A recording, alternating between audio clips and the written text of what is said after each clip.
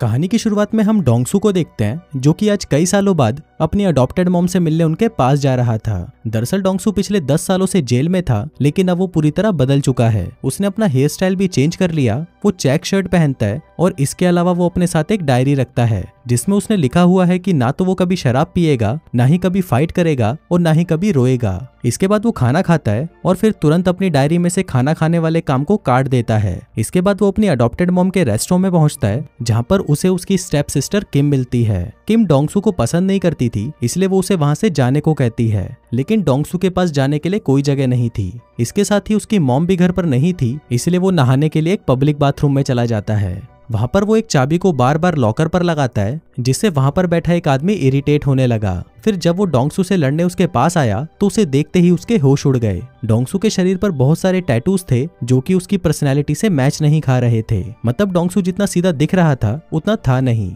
वहीं दूसरी तरफ हम एक आदमी को देखते हैं जो कि सड़क पर किसी को पीट रहा था। उधर सड़क पर पुलिस वाले भी थे जो कि दूर से उसे ये सब करते हुए देख रहे थे। दरअसल ये आदमी टॉम का आदमी था। टॉम यहाँ पर दो बड़े गैंगस्टर्स में से एक था जिनके सर पर पॉलिटिशियन कजामा का हाथ था। इसीलिए उन पुलिस वालों की हिम्मत नहीं हो रही थी कि वो कार से उतरकर उस पर कोई एक्शन ले।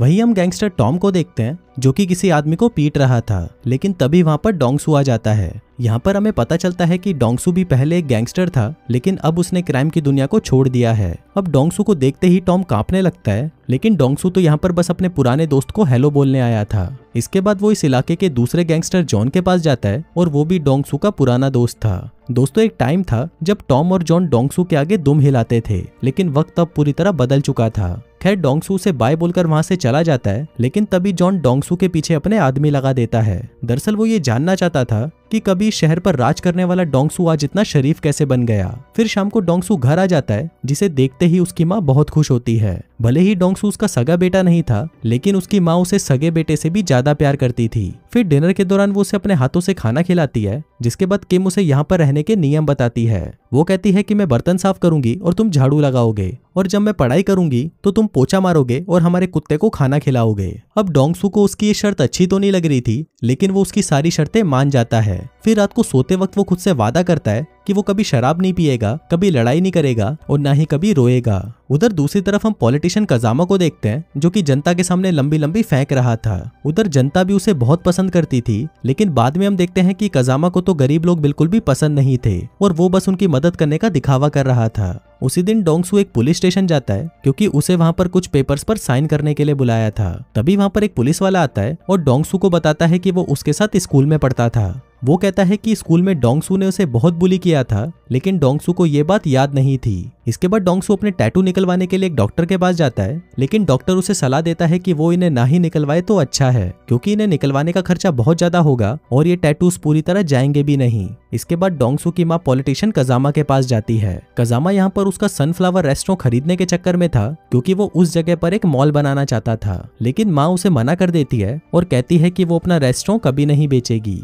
फिर उसी रात डोंगसू सुट्टा मार रहा था कि तभी वहां पर किम आ जाती है, जिसको देखकर डोंगसू सिगरेट को छुपाने लगता है, लेकिन तभी किम उसे कहती है कि तुम जो कर रहे थे वो करते रहो। पर फिर जब वो सिगरेट पी रहा था तो किम उसे कहती है कि उसे सिगरेट की स्मेल बिल्कुल भी पसंद नहीं है, जिसके बाद उसने लड़ाई और शराब के साथ साथ सिगरेट भी छोड़ दी। अब डोंगसू एक गैराज में काम करने लगा था और वहीं उसका पुलिस वाला दोस्त ये देखकर अपने साथी को कहता है कि ये वही डोंगसू है जिससे शहर के बड़े बड़े गैंगस्टर डरा करते थे।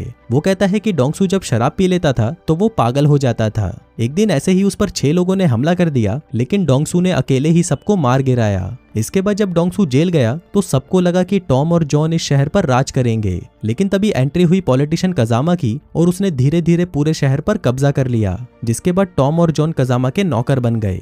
इसके बाद हम किम को देखते हैं जो कि अपनी क्लास में सो रही थी क्योंकि उसे मैथ्स बिल्कुल भी पसंद नहीं थी। फिर क्लास के बाद स्कूल टीचर रोजी की नजर डोंगसू पर पड़ती है जो कि किम को वहां पर लेने आया था। यहाँ पर हमें एक बात और पता चलती है कि जेल जाने से पहले डोंगसू और रोजी रिलेशनशिप में थे। अब डोंगसू ये देखकर बहुत खुश होता है कि उसकी बंदी अब एक टीचर बन चुकी है। फिर घर आते वक्त किम एक शॉप पर रुककर एक मल्टीमीडिया प्लेयर को देखने लगती है क्योंकि वो उसे हमेशा से खरीदना चाहती थी। इसके बाद ये दोनों एक शॉप पर रुककर कुछ खाने लगते हैं, लेकिन इसी दौरान वहां पर किम का आशिक आ जाता है। अब किम को किसी और के साथ देखकर उसका आशिक डोंगसू को कुत्ते की तरह पीटने लगता है। यहाँ पर डोंगसू खुद को बचाने की कोशिश तो करता है, लेकिन वो उस पर हाथ नहीं उठाता।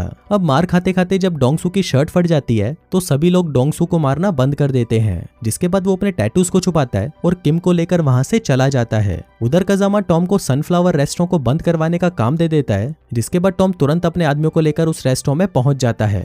डोंगसू वहां पर शांति से खाना खा रहा था, लेकिन तभी वो आकर वहां पर तोड़फोड़ करने लगते हैं। लेकिन फिर जैसे ही टॉम ने अंदर आकर डोंगसू को देखा तो उसने डरते हुए अपने लड़कों को रुकने के लिए बोला। तभी डोंगसू गुस्से में टॉम की गर्दन पकड़ लेता है और उसे कहता है कि ये मेरी माँ का रेस्टोरेंट है और दोबारा यहाँ पर वापस आने की गलती मत करना। फिर अगले दिन वो अपनी पहली कमाई से अपनी माँ के लिए गिफ्ट लाता है। उस गिफ्ट में बहुत प्यारी सैंडल थी। माँ इस गिफ्ट को देखकर इमोशनल हो जाती है और तभी किम उसे इशारा करती है कि मॉम को गले लगा लो। अब डोंगसू की हिम्मत तो नहीं थी, लेकिन फिर भी वो अपनी माँ को गले लगा लेता है। डोंगसू अपनी बहन के लिए भी गिफ्ट लेकर आया था और ये वही मल्टीमीडिया प्लेयर था जिसे वो दुकान पर देख रही थी, लेकिन किम उसे लेने से मना कर देती है तो डोंगसू उसे लेकर नीचे चला जाता है। फिर कुछ देर बाद किम उसे चाय देने आती है, जिसके बाद वो एक हाथ से उसे चाय देती है और दूसरे हाथ से वो गिफ्ट उससे ले लेती है। अगले दिन किम के हाथ डोंगसू की डायरी लग जाती है, जिसके अंदर फैमिली के साथ पिकनिक पर जाना लिखा हुआ था। किम कहती है कि चलो सबसे पहले यही करते हैं, जिसके बाद वो लोग पिकनिक पर जाकर बहुत एंजॉय करते हैं। उधर कजामा का राइट हैंड बाइजुंग डोंगसू का बहुत अच्छा दोस्त था और वो डोंगसू को बताता है कि कजामा उसकी मॉम की दुकान को लेना चाहता है ताकि वो वहां पर एक मॉल बना सके। फिर अगले दिन टॉम रेस्टोरेंट में आकर तोड़फोड़ मचाने लगता है और साथ ही वो डोंगसू की मां पर हाथ उठाता है। उधर पुलिस वाले भी खड़े थे, लेकिन वो उन्हें सिर्फ देख रहे थे। फिर जब डोंगसू को ये बात पता चली तो वो सीधा कजामा के पास गया और उसे बताया कि मैंने फाइट करना छोड़ दिया है, तो प्लीज मुझे दोबारा वही जिंदगी जीने के लिए मजबूर मत करो। लेकिन कजामा को उसकी बात से कोई फर्क नहीं पड़ता और वो उसे इग्नोर कर देता है। फिर कुछ देर बाद कुछ गुंडे गैराज पर आते हैं और डोंगसू को कुत्ते की तरह पीटना शुरू कर देते हैं। डोंगसू चुपचाप मार खाता है और वो गुंडे उसे पीटकर वहां से चले जाते हैं। फिर शाम को जिसने डोंगसू को पीटा था वो उनके रेस्टोरेंट में आता है और डोंगसू की माँ को कहता है कि जिसने तुम्हारे बेटे को मारा तुमने उसे ही गोद ले लिया। अभी सुनकर माँ और किम को झटका लगता है और उन्हें पता चलता है कि 10 साल पहले डोंगसू ने उसके बेटे चॉय को मारा था और इसी जुर्म में उसे 10 साल की सजा हुई थी। फिर रात को किम छत पर आती है, जहाँ पर डोंगसू उसे कहता है कि वो यहाँ से जा रहा है, लेकिन किम उसे यहाँ से जाने से मना कर देती है और कहती है कि उसका असली भाई पैसों के लिए उसे और उसकी माँ को मारा करता था, इसलिए उसका इस दुनिया से जाना ही सही था। किम कहती है कि वो उसका भाई बनकर यहीं पर रहे। फिर अगले दिन किम का आशिक किम को ईंट से मारकर कोमा में पहुंचा देता है और ये काम उसने कजामा के कहने पर किया था। अब क्योंकि बात फैमिली पर आ गई थी, इसलिए डोंगसू और उसकी माँ अपने रेस्टोरेंट को बेचने का फैसला कर लेते हैं। इसके बाद डोंगसू कजामा से मिलने जाता है और उसे कहता है कि हम दुकान छोड़ने के लिए तैयार हैं, लेकिन कजामा इतने से कहाँ मानने वाला था, इसलिए वो डोंगसू से कहता है कि मैं तुम्हें और तुम्हारे परिवार को तब छोड़ूंगा जब तुम मुझे अपना हाथ दे दोगे। डोंगसू इसके लिए भी मान जाता है, जिसके बाद उसके हाथ की नसों को काट दिया जाता है जिससे वो कभी लड़ाई ना कर पाए। लेकिन फिर बाद में डोंगसू को पता चलता है कि उसके हाथ की कोई नस नहीं कटी और वो जल्दी ही ठीक हो जाएगा। फिर डोंगसू अपनी बहन से मिलने जाता है, जहाँ पर वो उससे वादा करता है कि वो अपनी जान देकर भी उसे और मॉम को प्रोटेक्ट करेगा। इसी बीच हम उसकी मॉम को देखते हैं, जो कि घर पर अकेली बैठी अपने बेटे चॉय की फोटो से बातें कर रही थी। लेकिन तभी वहां पर जॉन आ जाता है और वो डोंगसू की माँ को जान से मार देता है, जिसके बाद वो जमीन के कागजों पर उसका अंगूठा भी लगवा लेता है। फिर जब डोंगसू घर पर आता है तो वो अपनी माँ को मरा हुआ देखकर पूरी तरह टूट जाता है। साथ ही साथ उनकी दुकान भी अब टूट चुकी थी। लेकिन तभी डोंगसू को माँ की सैंडल के पास रखी हुई एक बाली दिखी, जो कि बिल्कुल वैसी थी जैसी जॉन पहनता था। अभी देखकर डोंगसू बहुत ज्यादा शराब पीता है और बहुत रोता है। इसके बाद वो ऑर्कल क्लब पहुंच जाता है, जहां पर कजामा के साथ साथ सारे गैंगस्टर्स भी मौजूद थे। डोंगसू कहता है कि मैंने खुद से वादा किया था कि मैं कभी भी फाइट नहीं करूंगा, लेकिन तुम लोगों ने मुझे मजबूर कर दिया है। इसी बीच जॉन कहता है कि तुम्हारी माँ के बारे में सुनकर बहुत दुख हुआ। तभी डोंगसू उसकी बाली उसकी तरफ फेंकते हुए कहता है कि मैं ध्यान रखूंगा कि तुम्हारा दुख कम ना हो जाए। जिसके बाद वो पूछता है कि तुम में से किम पर किसने हमला किया। तभी वहां पर उसका आशिक आता है और कहता है कि मैंने किया, तेरे को जो उखाड़ना है उखाड़ ले। तभी डोंगसू अपने दोस्त बायसुंग को बाहर जाने को कहता है, अगर वो मरना नहीं चाहता तो। अभी सुनकर बायसुंग तुरंत बाहर जाने लगता है और जाते जाते वो डोंगसू को उसकी जान बख्शने के लिए थैंक यू बोलता है। इसके बाद डोंगसू किम के आशिक के पास आता है और 1 सेकंड में उसका हाथ तोड़ देता है। उसने क्लब के गेट पर पेट्रोल छिड़क रखा था, जिस पर आग लगने के बाद बाहर जाने का रास्ता भी बंद हो चुका था। फिर डोंगसू एक एक करके सभी को मारना शुरू कर देता है। उसका अपना एक यूनिक फाइटिंग स्टाइल था, जिसके आगे कोई भी टिक नहीं पा रहा था। सबसे पहले वो टॉम के पास आता है और उसकी गर्दन को तब तक दबाता है जब तक वो मर नहीं जाता। इसके बाद वो जॉन के पीछे पड़ जाता है और उसे भी मार मार कर मार डालता है। अब उसको देखकर सबकी फटने लगती है और वो सभी उसके रास्ते से हटने लग जाते हैं। इसके बाद वो कजामा के सामने आता है और उसे तब तक पीटता है जब तक उसका सारा खून उसके शरीर से बाहर नहीं निकल जाता।